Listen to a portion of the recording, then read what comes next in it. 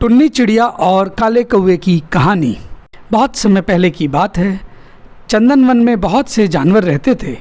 उसी वन में टुन्नी चिड़िया ने भी अपना एक पेड़ के ऊपर घोंसला बना रखा था। चंदन वन के सभी जानवर बहुत ही अच्छे, नेक और दयालु थे। सभी एक दूसरे से मिलकर खुशी खुशी रहते थे। पर एक दिन चंदन वन में पिंकू नाम का एक बहुत ही शरारती कौवा वहाँ आ जाता है। पिंकू आए दिन कुछ न कुछ बदमाशियाँ करते ही रहता था। जंगल के सारे जानवर पिंकू से बहुत परेशान हो गए थे। उसके जैसा काला रंग वैसे ही उसका काला दिमाग भी था।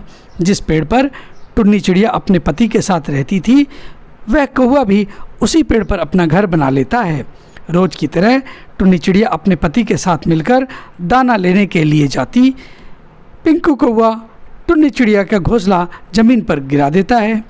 जब शाम को वापस टुन्नी चिड़िया अपने पति के साथ उस पेड़ पर आती है तो अपने घोंसले को उसी जगह न देखकर बहुत दुखी हो जाती है। जब वो देखती है कि उनका घोंसला नीचे ज़मीन पर गिरा हुआ है तो टुन्नी चिड़िया के पति को समझने में देर नहीं लगती कि यह काम हो ना हो उस काले कलूठे कौवे ने ही किया था। पर पिंकू से कुछ नहीं कहता है। दूसरी जगह पर अपने लिए बहुत जल्द दोनों सुंदर और एक और मजबूत घोंसला बना लेते हैं। अभी कुछ ही दिन के बाद बरसात भी शुरू होने वाली थी। एक रात जब सभी जानवर सो रहे थे तभी बहुत तेज़ बारिश हो रही थी।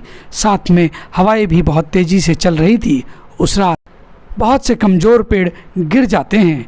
पिंकू भी जिस पेड़ पर रहता था वह पेड़ भी धड़ाम से ज़मीन पर नीचे गिर जाता है। इस वजह से पिंकू को बहुत चोट आ जाती है। रात को तेज़ आंधी और चोट की वजह से पिंकू बेहोश हो गया था।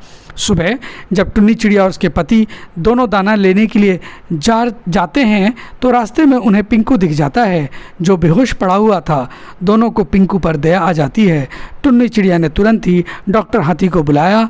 डॉक्टर हाथी आकर पिंकू का इलाज करता है और साथ में कुछ खाने की दवाइयाँ भी देता है। टुन्नी चिड़िया डॉक्टर हाथी से आग्रह करती है, विनती करती है कि वे पिंकू को उसके घर भी छोड़ दे। डॉक्टर हाथी मान जाते हैं और पिंकू को टुन्नी चिड़िया के घर पर छोड़ देते हैं। अब दोनों चिड़िया मिलकर पिंकू के खाने और रहने का इंतज़ाम करते हैं। थोड़ी देर बाद जब पिंकू को होश आता है, उसके सामने ही टुन्नी चिड़िया बैठी हुई थी। टुन्नी चिड़िया ने पिंकू से उसका हालचाल पूछा। पिंकू को सारी बात बताई कि वह कैसे बेहोश पड़ा था, कैसे उसके पति और उसने दोनों ने मिलकर उसकी जान बचाई। अब पिंकू को अपनी करनी पर बहुत पछतावा हो रहा था। पिंकू दोनों से माफ़ी मांगता है और आगे से कभी भी किसी को परेशान ना करने की दोनों के सामने कसम खाता है। बच्चों, तो देखा आपने कैसे पिंकू को उसके गलत काम के लिए भगवान ने कैसे उसको दंड दिया, कैसे उसको सज़ा मिली। पिंकू काले कौवे ने टुन्नी चिड़िया का घर तोड़ दिया था, इसीलिए उसका भी घर टूट गया।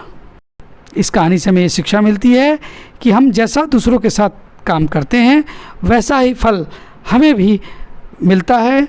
अगर हम अच्छा काम करेंगे तो उसका अच्छा फल मिलेगा और अगर हम किसी दूसरे के साथ बुरा काम करेंगे तो हमारे साथ भी बुरा ही होगा।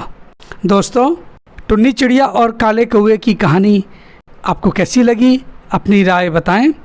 अगर ये कहानी आपको पसंद आई हो तो इसे लाइक करें, अधिक से अधिक शेयर करें और हाँ, हमारे इस चैनल को भी कृपया सब्सक्राइब करना ना भूलें। आप सबका धन्यवाद।